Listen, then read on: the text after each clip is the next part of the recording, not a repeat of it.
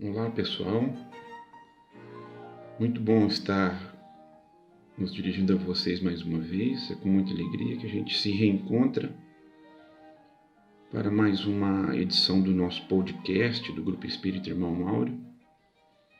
E hoje nós vamos ter a apresentação de um tema bastante atualizado, atual, abordado pelo Fabiano, e é perseverar. Essa mensagem é peculiar a todos os momentos que a gente atravessa na vida, em função dos nossos desafios, das nossas dificuldades que talvez a gente encontre. Então, que hoje nós possamos ter um excelente encontro, muito proveitoso, muito inspirador, porque temos a certeza de que o Cristo estará de novo, sendo traduzido, interpretado para a nossa maior compreensão, e para que tenhamos, então, um excelente aproveitamento da nossa reencarnação. Todos estão, então, muito bem-vindos.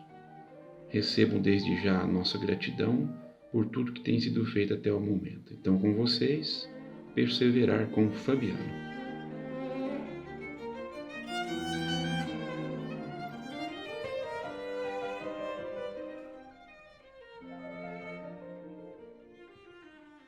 Olá!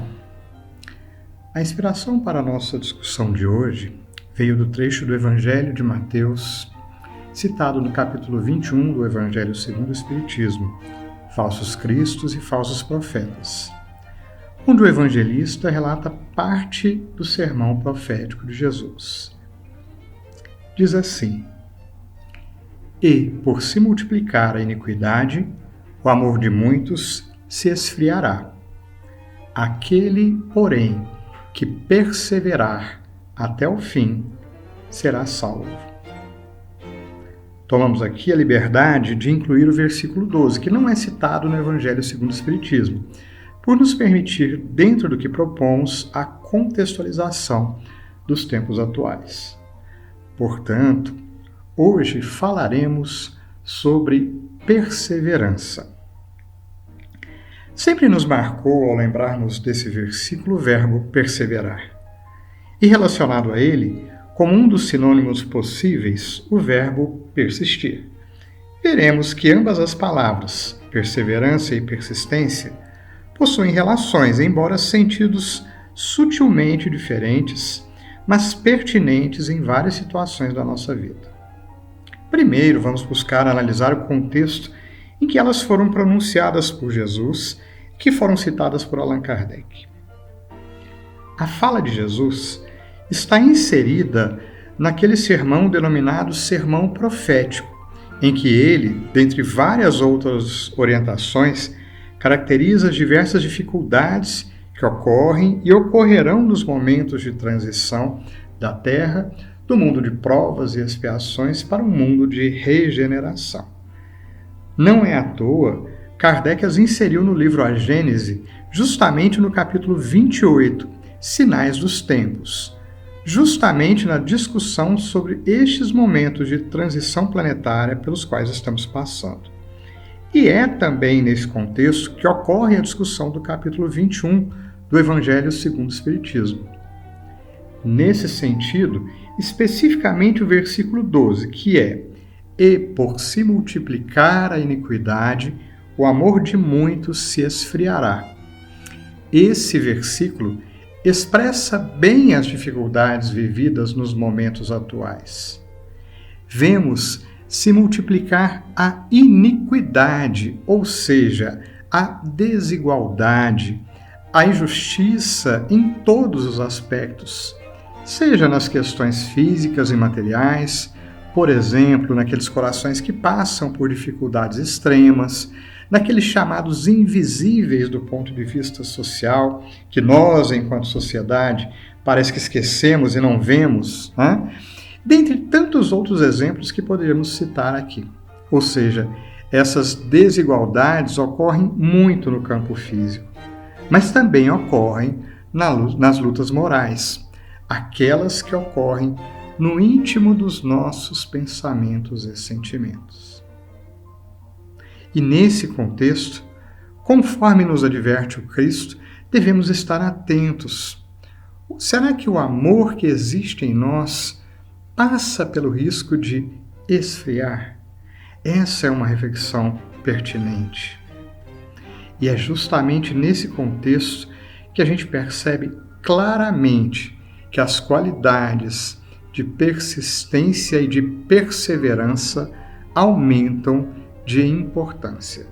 Em momentos críticos e de dificuldades pelos quais passamos, sua necessidade é mais claramente percebida.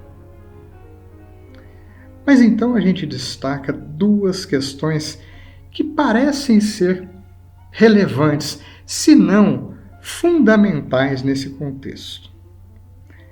No que devemos perseverar e persistir? Ou ainda, a gente pode colocar a questão de outra forma. Quais condutas merecem realmente a nossa persistência? Por quais caminhos a gente deve continuar perseverando, ou se a gente deve continuar a trilhar? Essa é a primeira questão. E a segunda questão, por quê? Por qual razão deveremos perseverar e persistir? E essa segunda questão, no meu entendimento, é uma reflexão fundamental. Porque se nós não tivermos razões sólidas, simplesmente a gente repete a conduta de desistir de caminhar. Então, nós vamos começar nossas reflexões sobre essas duas questões colocadas, argumentando que a persistência e a perseverança fazem parte, estão incrustadas na lei divina. Vamos raciocinar. Se há um determinismo na lei divina, é o de que nós evoluiremos, ou seja, a evolução é uma certeza. Não importa o que aconteça, não importam quais escolhas façamos, nós evoluiremos. Veja só, é óbvio, a gente não está falando aqui que não é importante o caminho que nós escolhemos. Afinal de contas, cada caminho escolhido vai trazer as consequências e nós sofreremos as consequências da nossa escolha. Então, é importante decidir o caminho. Mas o que eu estou querendo dizer é que não importa o que nós façamos, em algum momento nós iremos evoluir. Sempre continuaremos caminhando, adquirindo experiências, até que um dia nossas escolhas sejam melhores e nos tornem espíritos melhores. Por isso, a evolução é da lei, ela faz parte da lei divina. E a gente vai perceber que essa questão de evoluir sempre, de caminhar sempre, está diretamente vinculado ao sentido da palavra perseverança.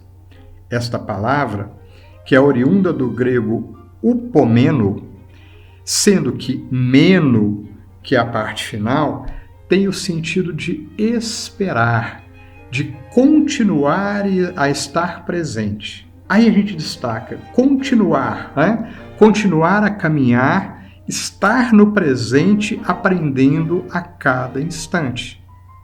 Percebem a relação? Se a nossa caminhada para a evolução é contínua, então ela faz parte da perseverança, que é continuar essa caminhada. E por outro lado, encontramos a divina misericórdia a esperar por atitudes melhores da nossa parte, esperar até que tomemos as decisões corretas, esperar que mais dia, menos dia, tomemos caminhos melhores e assim por diante. A divina misericórdia espera por nós. E então a gente destaca em todo esse conceito a presença da palavra esperança. Essa espera não é qualquer espera, é a esperança da divina misericórdia por nós. Então a gente encontra a presença da palavra esperança nesse conceito e nesse significado que a gente está buscando. A perseverança, então, assume uma atitude dinâmica. A gente persiste, ou seja, nos mantemos firmes, mas não apenas firmes parados, mas firmes num propósito e continuamos a caminhar. Perseverar é persistir e continuar a caminhar. Vamos olhar agora o sentido da palavra persistência. A gente falou que ela é parecida, pode ser um sinônimo, mas ela tem alguma coisa diferente. Persistência revela, dentro da lei divina, o caráter de profundidade. Vejamos, ela é oriunda do grego upomone, que tem o significado de estabilidade, constância, tolerância, ou seja, persistência é característica da pessoa que não se desvia de seu propósito e de sua lealdade à fé diante das maiores provações e sofrimentos. É aquela pessoa que, conforme a gente falou, ela é firme, estável, constante. Esta definição tem tudo a ver com as características fundamentais da lei divina. E esses aspectos a gente também deve aprender a trazer para o nosso espírito. Estão vendo como é que o sentido é levemente diferente, mas revelam dois aspectos fundamentais do nosso aprendizado espiritual. Aqui a gente nos lembra de uma questão bem recente que a gente está fazendo lá no nosso estudo miudinho, né? E que diz respeito a que princípios, a quais leis nós nos vinculamos. A gente viu que o Cristo falava, né, do jugo, do caminho a seguir, e que existe uma proposta do mundo e existe uma proposta do Cristo. Ambos caminhos têm consequências diferentes. E agora a gente está estudando um embate entre Jesus e os fariseus, né, falando das leis. De que conjunto de leis, né, aprofundando o conceito de caminho, de que conjunto de leis nós estamos falando, estamos dispostos a defender. As leis humanas, transitórias, expressões da lei divina sobre algum aspecto, mas mutáveis e transitórias, que estão caminhando rumo às leis divinas, mas tão transitórias quanto a matéria. Ou será que a gente está buscando caminhar com as leis divinas, buscando maior profundidade do ponto de vista espiritual? Pois a proposta do Cristo é justamente a busca pela compreensão e exercício das leis divinas. A essa discussão, né, o princípio ao qual a doutrina espírita se soma com seu caráter esclarecedor. A gente volta lá no Evangelho e vê que na discussão que o Kardec propõe sobre os falsos cristos e falsos profetas, né, Kardec e os bons espíritos vão nos esclarecer que a principal característica do verdadeiro profeta é ser, antes de tudo, um homem de bem. Isto é, a gente deve buscar nos ater não apenas na avaliação das exterioridades, ou seja, nos fenômenos que um determinado profeta produz, se ele é capaz de revelar o futuro ou de fazer prodígios. Mas a gente deve buscar a essência de cada espírito, a essência moral, tanto nos outros quanto em nós mesmos. E também nas discussões que Kardec propõe na Gênese, novamente o codificador vai nos iluminar com as verdadeiras transformações. Ele diz que os verdadeiros cataclismas, as reais transformações, ocorrerão antes no campo das ideias e da moralidade do que nas exterioridades das catástrofes. Ou seja, novamente voltamos à essência moral, à necessidade de olharmos e analisarmos cada vez mais de perto, com olhos de ver, o nosso campo íntimo. Então, esses argumentos nos clareiam os caminhos a trilhar. Quanto mais a gente estuda, mais fica claro para a gente. E aí a gente responde de forma clara a primeira questão.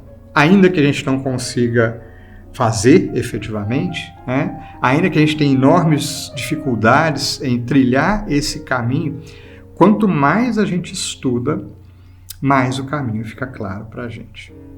Mesmo que a gente ainda não esteja disposto a trilhar esse caminho. Mas quanto mais a gente estuda, mais temos a clara noção dos caminhos que devemos trilhar.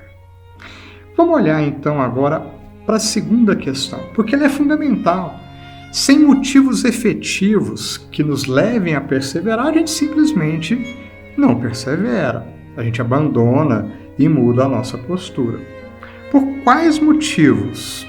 Quais motivos para permanecermos firmes e convictos diante de dificuldades e provações?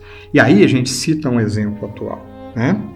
Que após 6 meses ou mais de esforço, de isolamento, de sentirmos na pele as dificuldades, da gente permanecer distante uns dos outros, de nem sequer poder dar livremente um abraço, parece profundamente tentador ceder.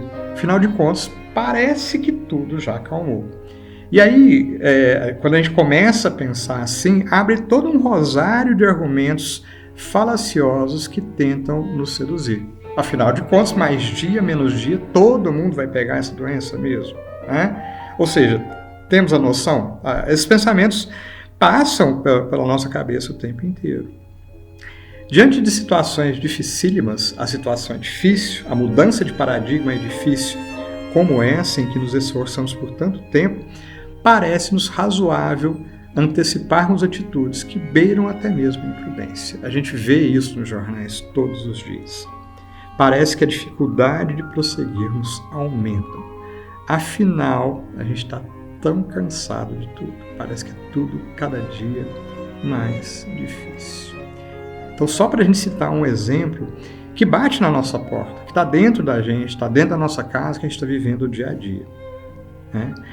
Aqui veio à nossa lembrança o exemplo do início da caminhada de Paulo de Tarso, nas primeiras tentativas logo após a sua conversão.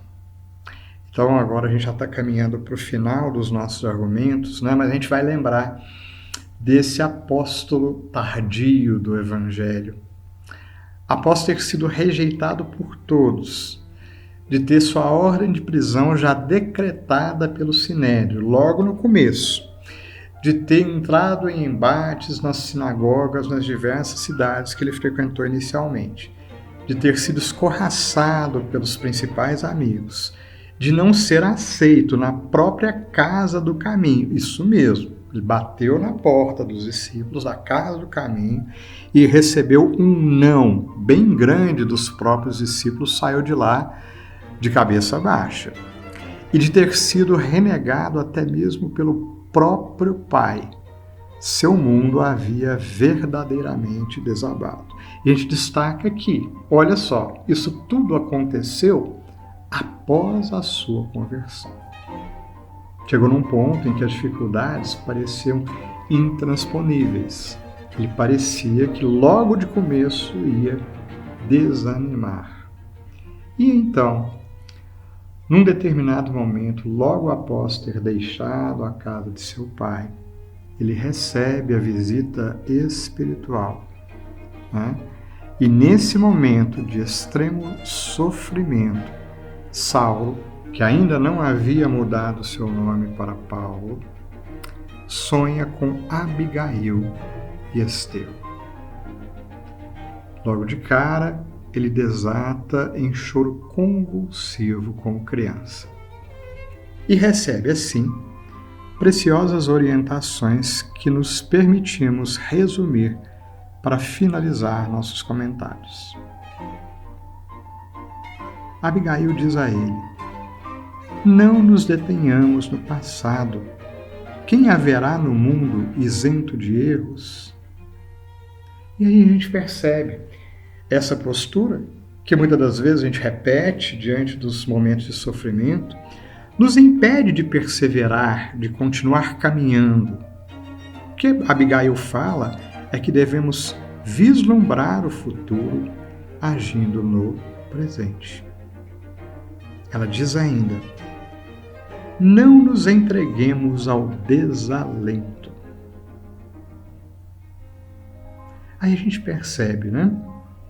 Se nossos antepassados conheceram Deus como Senhor dos Exércitos, nós já falamos de Jesus, já estudamos o Evangelho, que nos traz a imagem de um Pai que é misericordioso e bom. E temos também a bênção da doutrina espírita a clarear os nossos pensamentos e os nossos sentimentos. Então a gente não tem motivos para se entregar ao desalento, muito embora possamos sofrer. Prossegue. Para ter certeza da vitória no escabroso caminho, lembra-te de que é preciso dar. A gente precisa entender que isso faz parte da lei da vida. Precisamos dar a vida, precisamos dar ao outro, precisamos dar a nós mesmos. E também precisamos aprender a dar sem sofrer nem nos desequilibrarmos, reconhecendo nossos limites, mas dispondo-nos também a expandir nossas fronteiras de realização.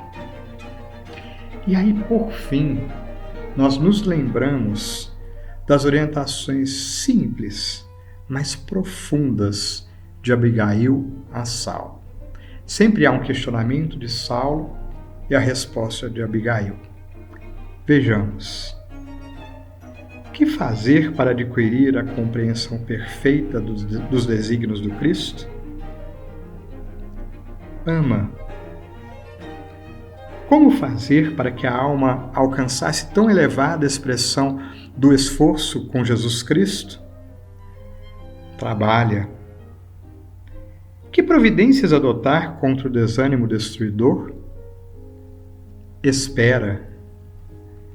Como conciliar as grandiosas lições do Evangelho com a indiferença dos homens? Perdoa.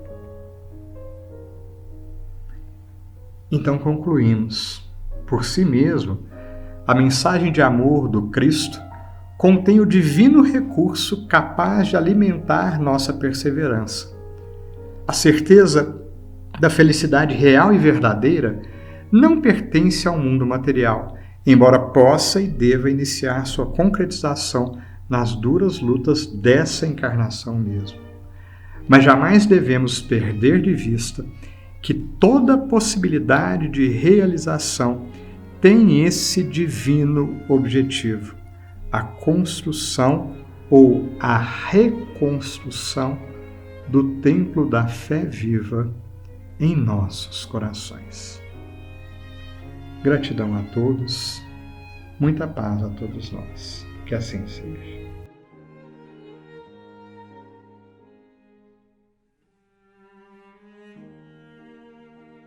Meus irmãos, então agora, aproveitando toda a vibração, toda a energização que esse tema nos trouxe essa noite, que nós consigamos nesse instante manter o nosso coração aberto para as correntes do bem, para os irmãos que trabalham pela luz, pelo amor, que nesse momento estão nos acercando de todo o zelo possível para que tenhamos uma excelente vida, enriquecendo as nossas experiências com sua dedicação de irmãos tão dedicados e tão fiéis à mensagem de Deus.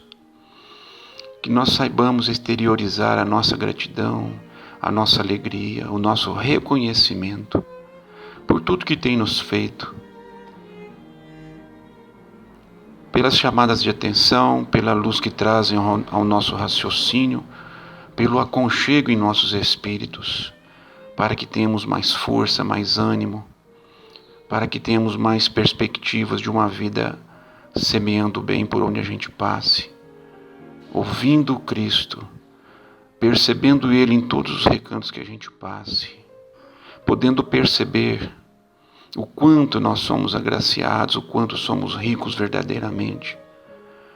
Então nos dê forças ainda, Jesus, para que nós saibamos usar todos os nossos recursos para o nosso crescimento, para o nosso aprimoramento, compartilhando com os irmãos do caminho as experiências que dignifiquem ainda mais a nossa vida, buscando a simplicidade, a ternura, buscando sermos úteis de qualquer forma, como o Senhor mesmo faz conosco, estendendo suas mãos, nos aguardando a decisão, aguardando a nossa vontade, para que a gente consiga seguir no caminho do bem,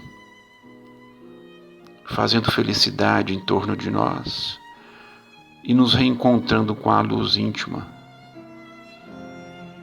e no crescimento de todos os dias pelo nosso esforço perseverante, para que atinjamos o nosso progresso o quanto antes, deixando que, assim, nossos espíritos sejam muito mais confiantes a partir desse dia. Obrigado por tudo que o Senhor nos ajuda a vivenciar, Jesus. Então, agora e sempre, que Deus nos ampare e abençoe. Que assim seja.